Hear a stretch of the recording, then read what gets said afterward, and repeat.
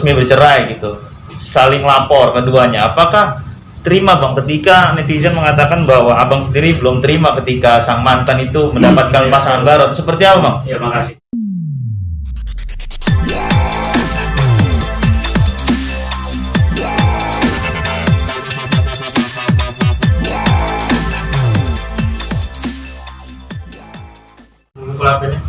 Kumpul-kumpul sih. Sebenarnya bukan kumpul-kumpul sih, tapi di sini mungkin kan kalian selama ini tahu, hampir setahun ya saya berusaha untuk diem, dalam arti jadi kalau saya berusaha sabar, sampai saya bukan sabar lagi, sudah tabah kelasnya gitu. Diberitakan macam-macam, selalu beritanya nggak ada yang enak. Tapi lama kelamaan setiap manusia itu kan sabarnya ada batasnya ya. Saya manusia, saya bukan malaikat. Dan kenapa saya ada kumpulin kalian di sini terkait dengan statement mereka yang kemarin yang di Polda. Yang saya kira itu adalah mereka akan bikin laporan. Tapi ternyata ya nggak tahu lah, kalian yang lebih tahu itu mereka akan bikin laporan apa enggak. Jadi intinya adalah kami intinya ingin mengklarifikasi apapun yang menjadi statement mereka. Dan dari kemarin sampai kapanpun nih, mereka kasih statement pasti akan langsung saya klarifikasi. Kalau kemarin kan saya menghindar, saya selalu diem. Gitu.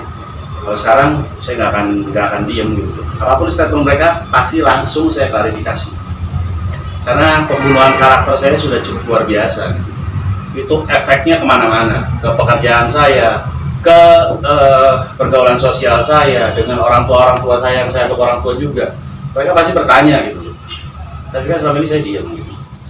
Saya akan buka semuanya, real kenyataannya seperti apa. Tanpa membuka aib dalam pernikahan saya sama Henny.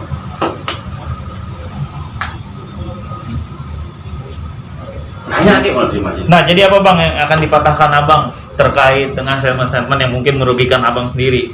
Apa nih yang ingin dipatahkan? Mungkin kemarin dari pihak sana mengatakan bahwa mereka nikah siri secara resmi sesuai dengan prosedur. Nah, mungkin apa yang akan abang sampaikan terkait itu bang? Ya, kalau kita bicara mengenai pernikahan dan mereka ya, kita bicara berdasarkan Undang-Undang Pasal 2, Undang-Undang Nomor 1 Tahun 74. Perkawinan itu kan sah secara apabila dilakukan secara agama masing-masing kan gitu. Betul. Kemudian kembali ke ayat 2-nya, itu setiap perkawinan itu dicatatkan kan untuk pembuktian kan seperti itu. Namun di sini saudara Rio dan Henny belum sah bercerai, namun Sandi dan Henny Mona sudah melangsungkan perkawinan. Dan seperti itu. Jadi perkawinan itu nggak bisa dilangsungkan karena masih dalam ikatan perkawinan dengan saudara Rio seperti itu. Apa buktinya ketika abang mengatakan belum resmi secara berpisah? Mungkin apa yang bisa dibuktikan gitu bang? Oke. Buktinya adalah kita belum ikat talak. Satu. Kedua, pemberitahuan putusan pengadilan itu kepada para pihak itu dilayangkan atau disampaikan oleh Pengadilan Agama Bekasi tanggal 10 Maret 2021. Sementara Henny dan Sandi melangsungkan perkawinan pada tanggal 7 Maret 2021. Sehingga dengan demikian putusan tersebut belum ingkrah pada saat mereka melangsungkan perkawinan. Seperti itu. Jadi bang, sebenarnya putusannya itu tanggal 25 Februari atau 10 Maretnya? Soalnya pihak sana mengatakan 25 Februari. Ada buktinya nggak bang? Jadi gini, kita bicara undang-undang. Berdasarkan pasal 46 Undang-Undang Mahkamah Agung. Jadi, putusan itu berkekuatan hukum tetap setelah 14 hari setelah pemberitahuan putusan itu disampaikan kepada para pihak. Seperti itu. Jadi, bukan dihitung dari setelah putusan dibacakan. Itu adalah statement yang keliru kalau pendapat hukumnya seperti itu. Karena di saat itu, saya sebagai penggugat itu saya harus aktif. Saya datang di situ dengan lawyer saya. Pihak mereka lawyernya tidak datang dan tergugatnya pun tidak datang.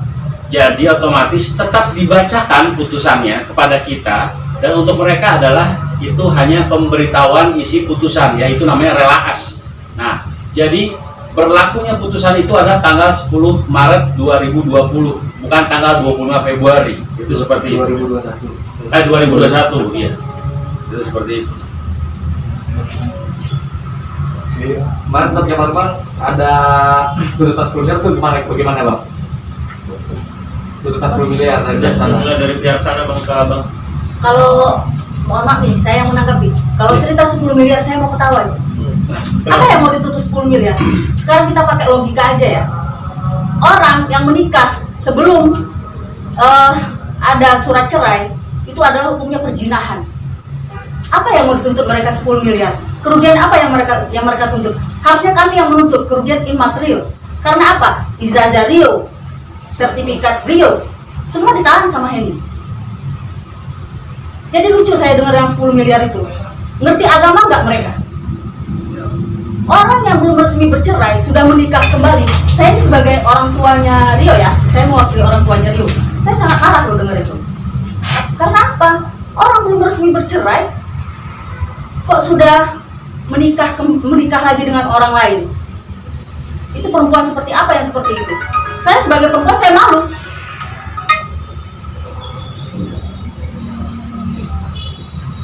Ada lagi?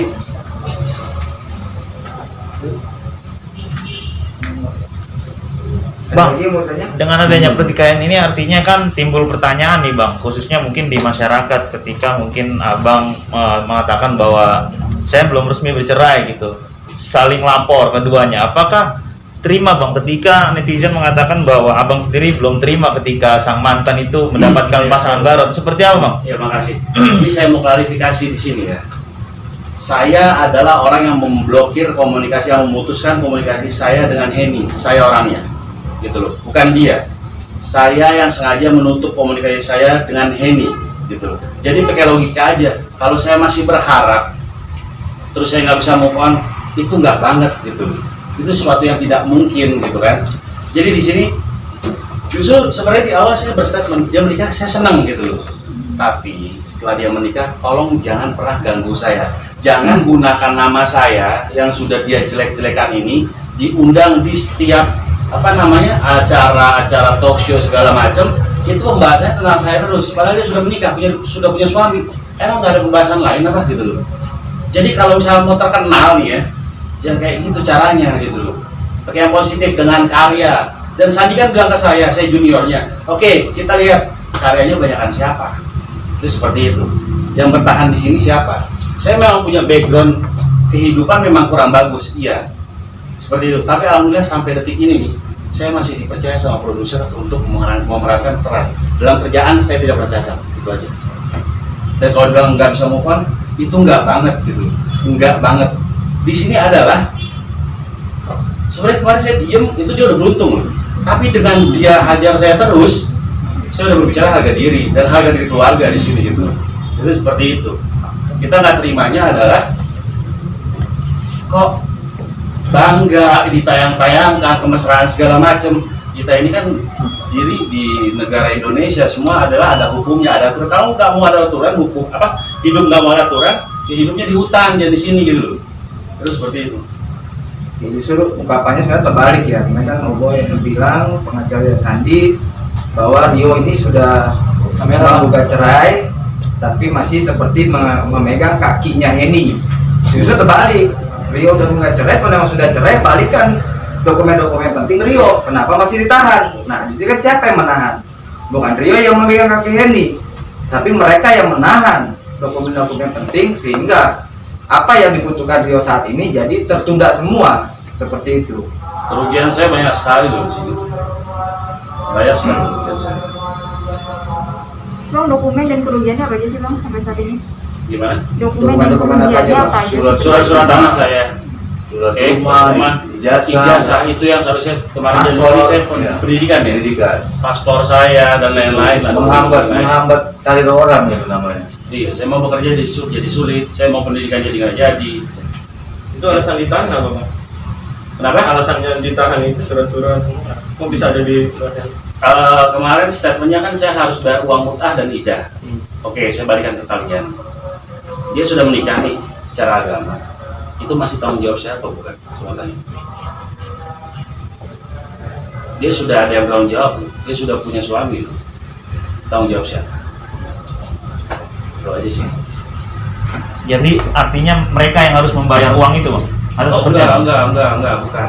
Ini kita berbicara masalah antara pernikahan saya sama Eni, di mana diputuskan di situ ada uang mut'ah dan uang idah. Itu seperti itu. Yang saya harus bayarkan. Jadi gini, saya sudah pernah melakukan mediasi waktu itu dengan yang mengaku kakaknya Sandi.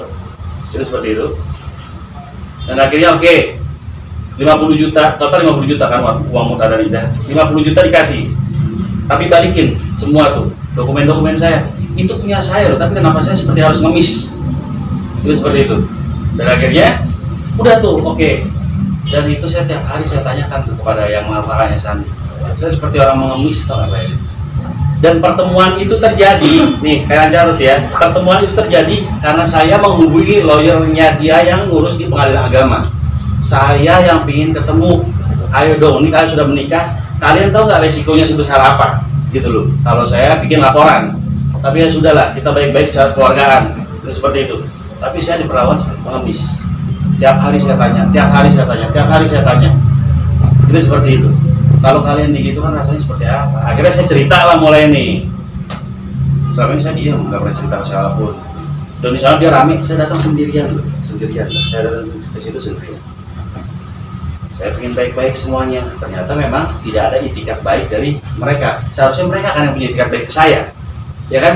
Tapi diberitakan itu seolah-olah dia yang datengin saya sebelum menikah. Sandi datengin saya, itu bullshit, omong kosong, itu bohong. Sandi nggak ada pernah temuin saya di saat sebelum menikah, itu omong kosong semua.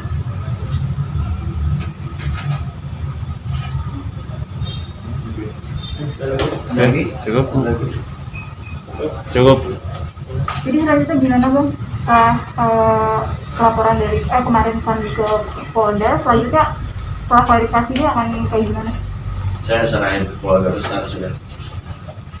Dan kami pertimbangkan seperti apa nanti, karena selama ini Saya diem sih. Rio sudah diam, sudah sabar, tapi memang dari pihak sananya yang nggak ada itikat baik, ya terpaksa kami melakukan ini. Jika pun nanti mereka ada gugatan balik, ya kami siap. Kami siap. Kami siap. Apapun resikonya akan kami hadapi. Oke, terima kasih banyak.